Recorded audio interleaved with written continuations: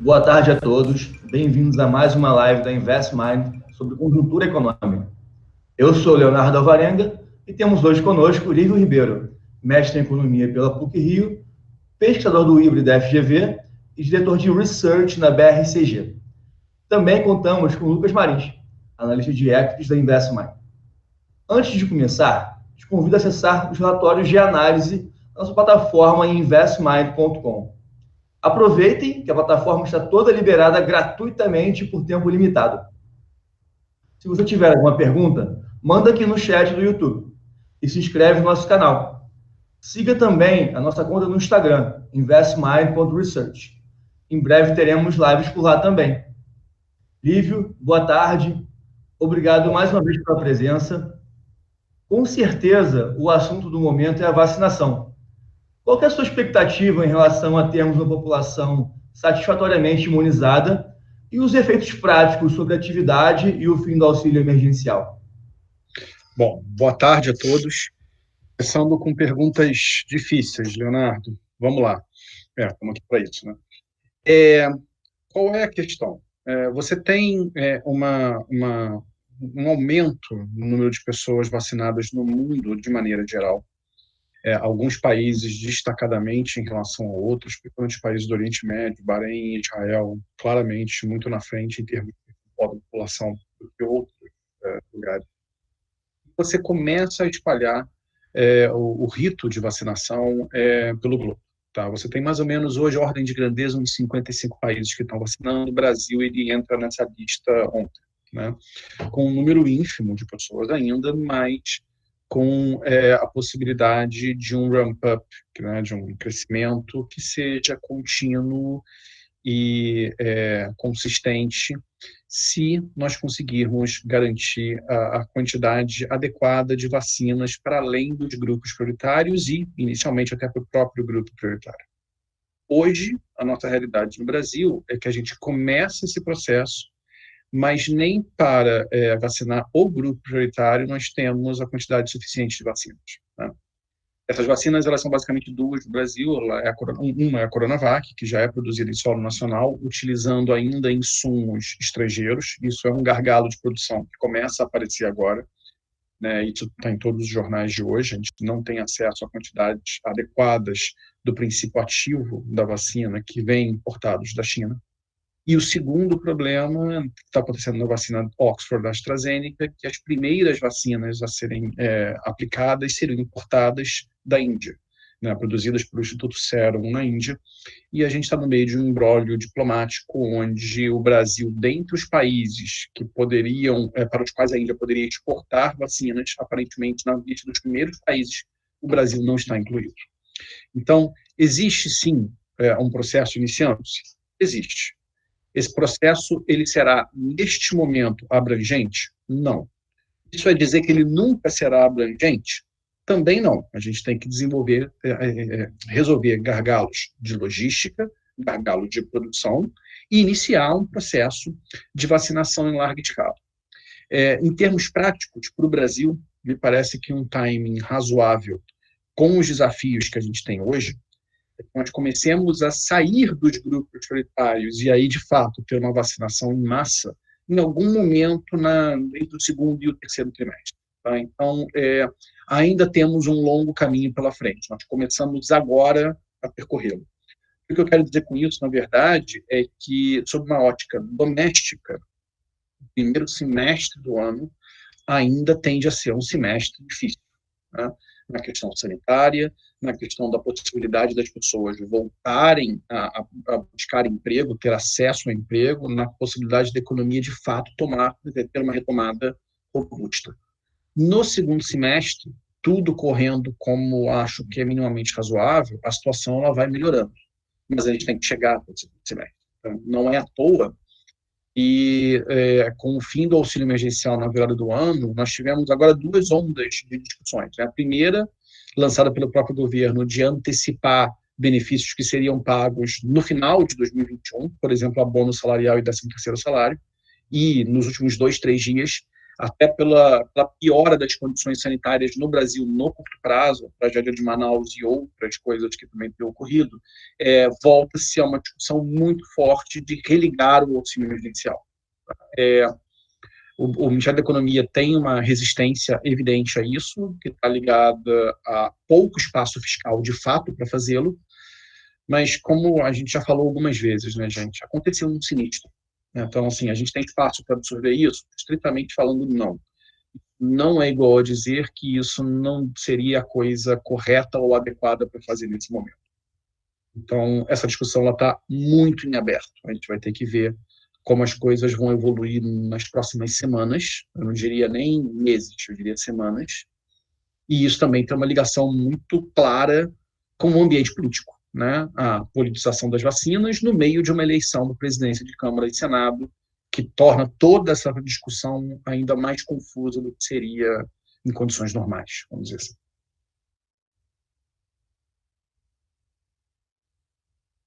Fala, Lívio. Obrigado aí pela presença. Aí, nesse sentido, você está falando, né, de atividade, vacina, auxílio emergencial, aí já puxando um pouquinho para o lado da inflação, cara, como é que você vê a inflação para 2021? Se ela segue na meta, é o próximo da meta? A gente teve a segunda prévia do GPM hoje surpreendendo, subiu aí 2,37%. E nesse contexto, como é que você está vendo a política do Banco Central? Já tem a reunião amanhã, a decisão amanhã, a reunião começou hoje, tem espaço aí para retirar o forward guidance ou vai ficar aí mais para frente? Como é que está a sua visão sobre isso? Vamos lá. Bom, primeiro, deixa eu começar pela inflação do IPCA, que eu acho que é uma questão importante que todo mundo tem que ter em mente. Mesmo que ela termine o ano calendário, na meta ou em torno da meta, um pouquinho abaixo, um pouquinho acima, a gente tem, na verdade, uma trajetória de inflação que é bastante desconfortável no decorrer de 2021. Né? Isso tem muito de efeito base, né? A gente teve o pico do choque deflacionário da pandemia concentrado no primeiro semestre do ano passado, especialmente ali talvez entre março e junho, julho. E você teve leituras de inflação que foram anormalmente baixas ano passado. Então, tudo mais constante, se nós tivéssemos uma normalização da inflação, não a inflação acelerando esse ano, mas uma normalização da inflação, o 12 meses já aceleraria muito, porque a gente teve leituras anormais em 2020. Sobre isso, a gente tem um debate de que temos, sim, uma construção, principalmente no atacado, passando um pouco a inflação ao consumidor, menos do que seria suposto a princípio, mas passando um pouco também, de uma pressão inflacionária crescente. Tá? Essa pressão inflacionária, pegando o seu comentário do IGP, tem uma questão muito peculiar nela, né? Porque nós estamos no meio de um processo de reinflação de commodities no mundo de maneira geral, né? Isso, principalmente ali desde meados de novembro, isso vem crescendo e acelera muito nos últimos 40 dias, digamos assim, desde a última reunião do Copom. E, ao mesmo tempo, o que a gente observa é que, olha, o Brasil, por ser um exportador líquido de commodities, tipicamente, quando os preços de commodities sobem, o câmbio fortalece, amortece um pedaço desse movimento. O que a gente está vendo, na verdade, é o contrário. Né? A taxa de câmbio está oscilando em torno de uns 5,30, agora está subindo de novo, vindo com 5,35. Ela chegou a beliscar alguma coisa perto de 5, mas volta a acelerar novamente. Então, esse estabilizador automático se perdeu. Não é à toa que os IGPs estão pressionados. Tá? Agora, os IGPs fecharam no passado, ordem de grandeza 23%, 24%. Né? Isso não significou um repasse inflacionário de mesma magnitude aos consumidores, nem perto disso. Isso é um indicador de que a economia trabalha com um nível de ociosidade muito elevado. Né? Todos nós sabemos que o nível de ociosidade está aí. Né? Ele é grande, é uma economia que ainda vai levar um tempo para normalizar. Mas tem um nível de repasse. Tá? Então, o desconforto do Banco Central, e é um desconforto que é absolutamente digno, você vai ter uma trajetória de inflação no segundo semestre onde nós vamos potencialmente romper o limite superior da banda de tolerância do ano, em algum momento ali em torno, talvez até de abril, maio, mais para maio do que para abril, mas a depender do comportamento da inflação, podendo antecipar. Isso volta, tá? Você tem uma base também que é favorável, que vai ser construída no segundo semestre, mas o importante é conter os efeitos de segunda ordem. O que é isso? Basicamente, controlar as expectativas. É muito difícil controlar as expectativas quando as pessoas têm uma sensação de inflação galopante e quando os próprios números que o Banco Central vai mostrar em 12 meses vão indicar uma inflação crescente e indo para fora da meta. Tá? Então, nesse sentido, quando a gente olha hoje para as projeções do Banco Central, quando a gente olha hoje para os nossos modelos de projeção, incorporando o que se vê já para 2022, né, que já começa a entrar na conta, as condições, como o próprio Banco Central citou, as condições para a retirada do Forward Guidance, elas aparecem. Tá? A evolução recente do cenário e, mais importante ainda, os comentários de alguns membros do Copom, eles sugerem que o Forward Guidance pode ser tirado com maior probabilidade já na reunião de amanhã, na decisão de amanhã. Tá? Então, o cenário base hoje meu, que é diferente do cenário que a gente discutiu em dezembro do ano passado, é que o Forward Guidance, ao invés de ser retirado durante o primeiro trimestre, ele já seja retirado na reunião de amanhã. Isso é subir juros imediatamente? Não, não é. Mas não dá para discutir que o cenário de gestão de expectativas ficou mais delicado e que o Banco Central vai ter que, pelo menos, falar mais duro. Tá. A gente tem uma pergunta aqui do público, é o João Moretson, ele perguntou aqui: Lívio, hoje tudo indica que a disputa pela presidência da Câmara está entre Arthur Lira e Baleia Rossi. Como você enxerga a relação com o Executivo e os impactos na pauta econômica nos dois cenários? Bom, João, obrigado pela pergunta, João. Bom, vamos lá. Talvez eu tenha aqui uma visão um pouco fora do tipicamente as pessoas associam o Arthur Lira. O Arthur Lira, ele é o candidato do governo, né? E pelo fato de ser o candidato do governo, as pessoas associam que a possibilidade de você tocar a agenda de reformas é maior num candidato alinhado ao governo do que num candidato que seria a oposição, que seria o caso do Baleia Rossi. Outros candidatos existem, mas, francamente, eles não são tão relevantes no páreo, ou talvez não tenham nenhuma relevância no páreo. Qual é o ponto, gente? Vamos fazer um exercício de abstração, tá? E vamos esquecer, a princípio, que Arthur Lira é candidato do governo e Baleia Rossi ele é o candidato de oposição. Vamos olhar o histórico parlamentar dessas pessoas, vamos olhar as pautas que foram propostas, os partidos onde eles estão e o que eles têm defendido nos últimos anos na Câmara. Eu acho difícil argumentar que o mais reformista não é Baleia Rossi. Tá? Então, uma série de pautas que foram colocadas, algumas muito importantes, pelo Baleia Rossi, e o Arthur Lira com a história ligado ao PP, um partido, talvez um dos partidos mais status quo da Câmara. Né? Então, nesse sentido, difícil para mim entender que Arthur Lira, do PP, um partido super tradicional, status quo, seja o ator das reformas econômicas. Tá? Também é um pouco tênue para mim entender que a esplanada dos ministérios e o Palácio do Planalto são, neste momento, reformistas. Eu entendo que o Ministério da Economia é. Isso é diferente de dizer que o governo é. Tá? Então, até pela discussão que a gente começou tendo no início, né, de vai ter extensão de auxílio emergencial ou não, tem queda de popularidade do presidente, de que forma ele vai reagir a isso, né, a discussão de guerra das vacinas, se ele perdeu, se ele não perdeu, não me parece ser um caldo que é adequado para a reforma econômica. Tá? A eleição de 2022, o debate, temos até setembro, eu acho que essa leitura está errada. A eleição de 2022 já começou, e o primeiro round dela é a eleição da Câmara e do Senado. Então, eu vejo muita dificuldade, em resumo, João, muita dificuldade de você ter efetivas reformas econômicas sobre Arthur Lira. E, dado que Baleia Rossi será a oposição, ainda que possa ser uma oposição responsável, eu também vejo dificuldade de muitas agendas passarem. Então, de uma forma ou de outra, eu acho que a gente está com um problema nessa agenda reformista, pelo menos nesse horizonte, até o fim do mandato presidencial. Tá, legal. Continuando essa questão política, a que você atribui o aumento da reprovação do governo Bolsonaro nesse começo de ano? E você acha que isso pode aumentar o risco de impeachment? Vamos lá. Deixa eu começar pelo final, tá, Leonardo?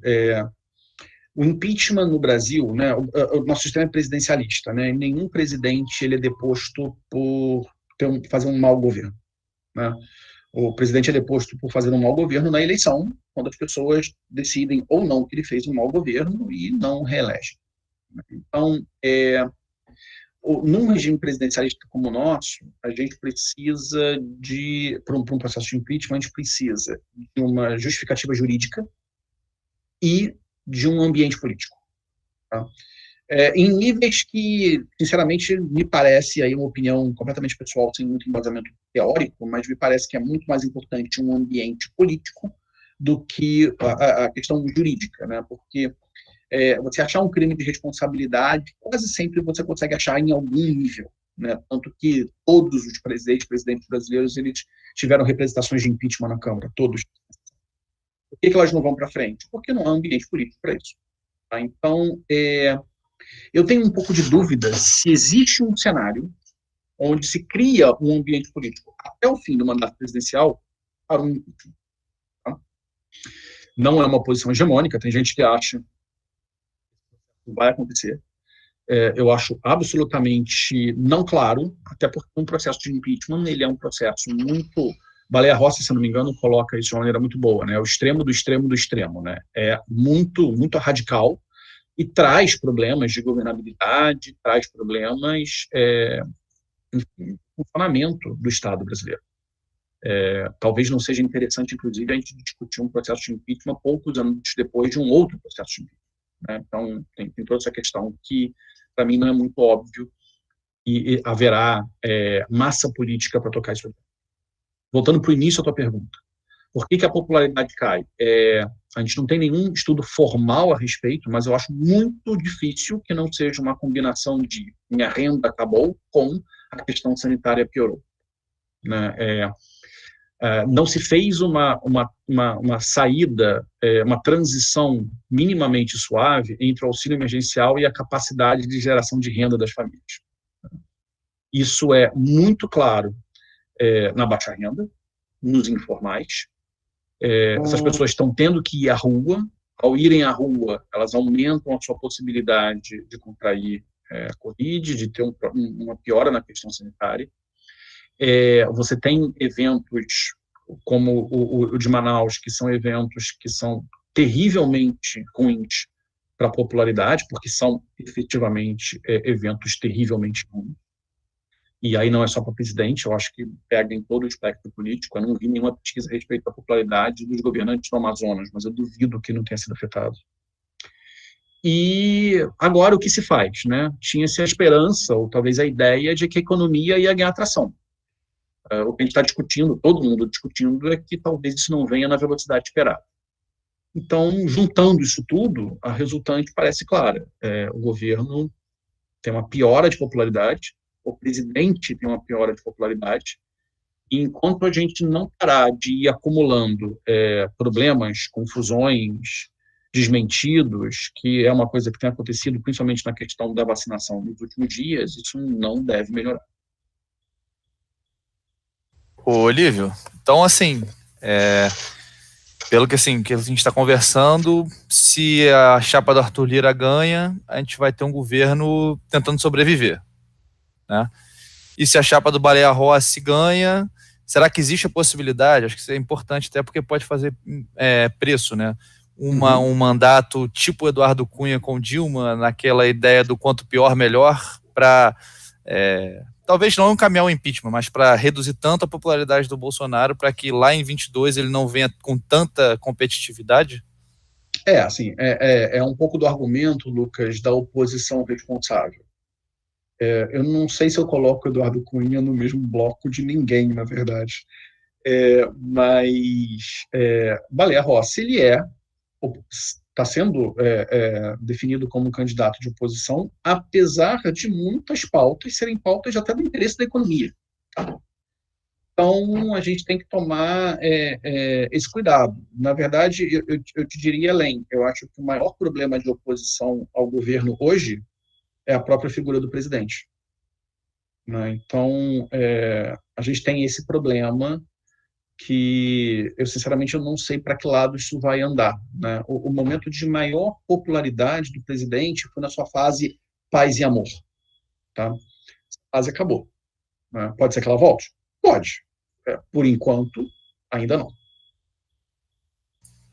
Não, beleza. Alvarenga, tem mais alguma pergunta nacional ou posso passar lá para fora? Pode continuar. Tá. Então, é o seguinte, então a gente olhando lá para fora, a gente vê muita gente falando que a gente pode estar, que é um cenário positivo para o Brasil, né? Acho que olhando lá para fora dá uma certa, pode ser que a gente tenha um cenário melhor aqui para ativos domésticos. Muita gente fala do possível super ciclo de commodity que a gente está entrando. A gente vê o minério de ferro aí, chegou a bater 180 toneladas, dólares por tonelada. O petróleo parece que está caminhando com a normalização da atividade econômica aí talvez para o segundo semestre, ficar mais claro nos países desenvolvidos. A China cresceu, né, 2% no ano passado. 2,3%, isso. Qual é a sua avaliação? É possível a gente ter um cenário de commodities com preços elevados aí por 1, 2, 3 anos? Vamos lá. A pergunta, na verdade, ela tem duas partes, né?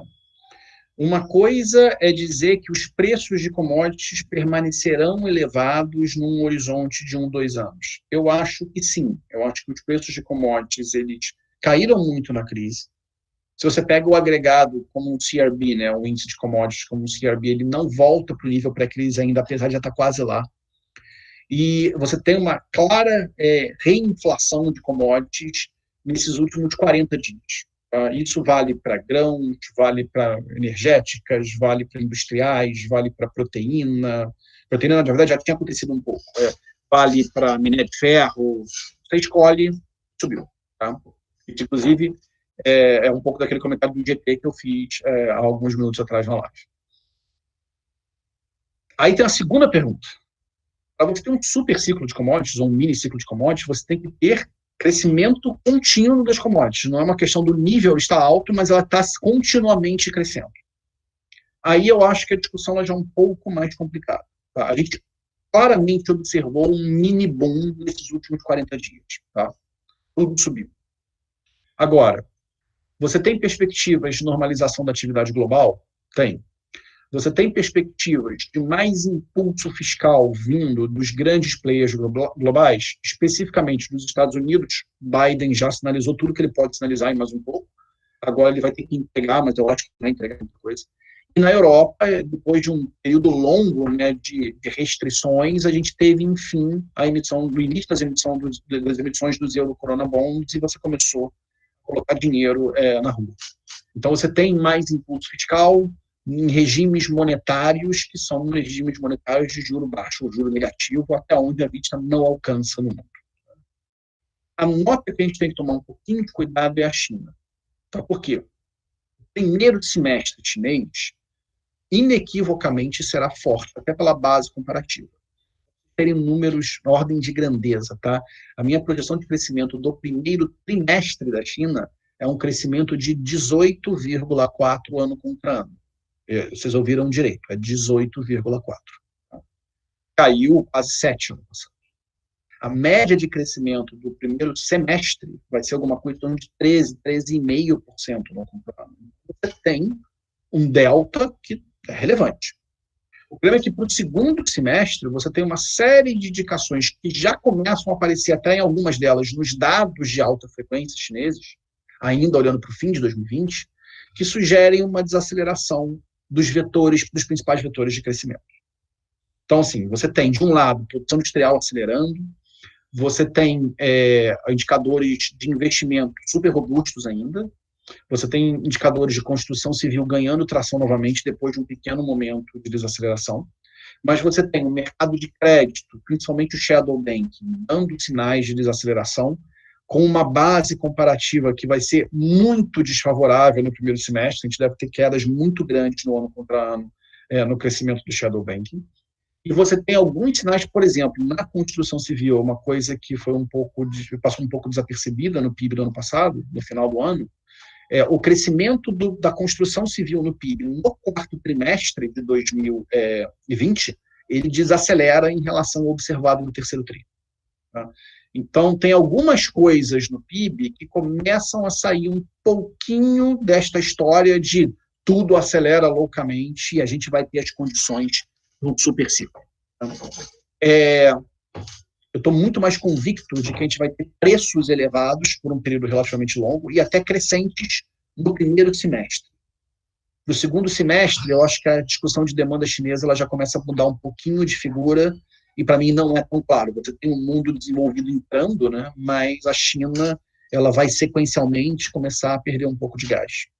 Então, não é muito óbvio para mim onde essas resultantes elas vão assentar. Entendi. E um outro ponto, que aí eu acho que pode ser um contraponto a isso, né? Que a gente está vendo essa reflation dos commodities e já, quem sabe, aí pode ter até uma reflation aí nos países envolvidos. A gente viu a Treasury de 10 anos, o yield dando uma acelerada forte, né, nesse cenário. E, ao mesmo tempo, a gente tem uma perspectiva de desvalorização do dólar, né? O que é bom aí para a gente, e aí ajuda o preço de commodity, e que, inclusive, algum banco gringo soltou que é um dos trades mais crowded, né, no momento. Essa reflation com o aumento do juro do 10 anos americano, como é que ele se comunica equilibra isso?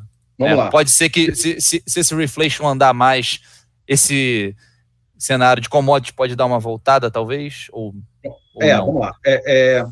Deixa eu começar por uma discordância que eu tenho nessa tipificação do cenário. Para mim, não é óbvio que a gente vai ter um enfraquecimento adicional do dólar no mundo. Tá? Por quê? Tem duas narrativas.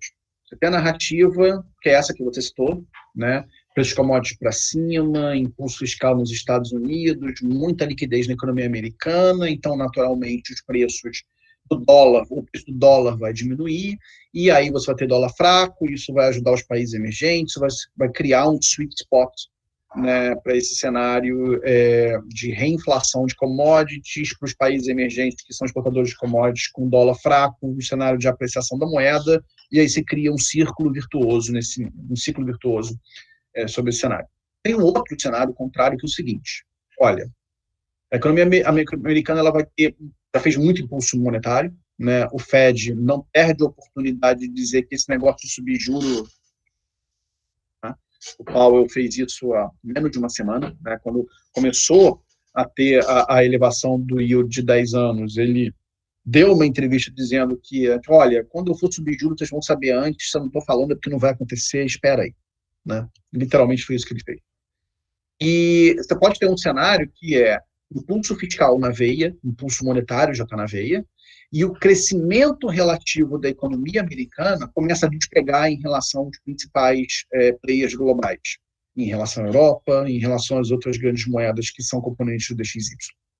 Nesse cenário, o dólar enfraquece, ele deveria fortalecer o canal econômico. Tá? Então, para mim, existe a realização onde o dólar enfraquece? Existe. Só que também existe a realização onde o dólar não enfraquece. E aí, um comentário que você acabou de fazer, que é importante. Se essa é uma posição que está muito cheia, né, é uma posição que tem um técnico ruim, no sentido de que a saída da posição está ficando estreita para a quantidade de pessoas que tem ali dentro. E eu acho que é um bom princípio de trabalho que quando uma posição está cheia demais, é melhor você ficar fora dela. Tá? Então, eu não tenho convicção do cenário, mas eu não tenho a convicção de que o dólar vai enfraquecer. Tá? Tendo dito isso, hoje a gente tem, na verdade, inclusive, a forma como eu tenho trabalhado com os meus modelos de projeção de câmbio, eu tenho um cenário de DXY, que é o dólar no mundo, que está mais ou menos estável no nível atual até o fim de 21. Tá? Commodities subiram em relação à rodada de atualização desse exercício há um mês atrás, e a Treasury também subiu. Então, você tem uma coisa que é mais ou menos neutra, uma coisa que joga a moeda abaixo, né, para apreciar a moeda, que é commodity, outra coisa que joga a moeda para cima, que é a Treasury. Tá? Qual é a resultante disso? Muito vai depender do comportamento do risco Brasil, e especificamente o comportamento da componente idiosincrática. Mesmo no caso da gente subir juro aqui antes do que as pessoas pensam, que eu também não acho provável, ainda que possível, não é o diferencial de juros subindo de 3 para 4 que vai fazer verão. Tá certo? Tem outros fatores que são muito mais relevantes. E aí tem um ponto que eu acho que é importante. Como a gente está definindo o cenário central. Tá?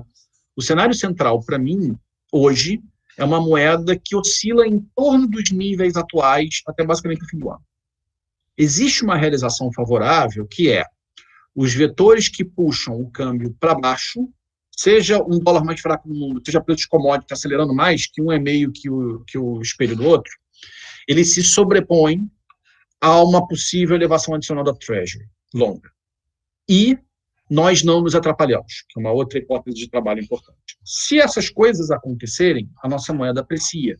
Nas minhas contas, até para um nível em torno de 4,70, numa realização favorável. Tem outro cenário. O outro cenário é onde esse trade ele dá errado, e ele dá errado especialmente não pelas características lá de fora, mas pela gente. A gente não sai do imbróglio político, a vacinação atrasa, o Brasil fica perdido no meio desse processo, e a percepção de risco na economia brasileira, idiosincrática ou geral, ela aumenta. Se isso acontece, a moeda tende a pressionar um pouco mais. É um pouco assimétrico, no sentido de que me parece ter mais espaço para fortalecimento do dólar no cenário positivo do que enfraquecimento do dólar num cenário negativo. Mas talvez a grande divergência que eu tenha em relação a algumas projeções que eu tenho visto por aí é que o meu cenário central é o cenário pessimista das pessoas. E o meu cenário otimista é o cenário central das pessoas.